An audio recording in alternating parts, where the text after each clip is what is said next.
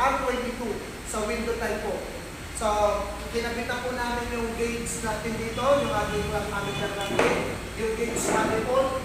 At the same time, nakakabit na ang low side sa high side. So, meron na po tayong reading dito na mga around 7 PSI.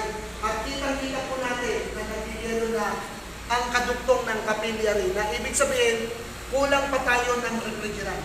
Para po dun sa mga baguhan, dapat ito po ay mawala at ipapartner lang natin yung ating clock ammeter natin dun sa specification na nakasulat sa ating aircon. Pero kung wala, kung ilang ampere yan, so babase na lang po tayo para sa mga baguhan, dapat mawala yung yellow ng kadugtong ng capillary. Ibig sabihin, pagka nawala yung yellow niyan, good na tayo.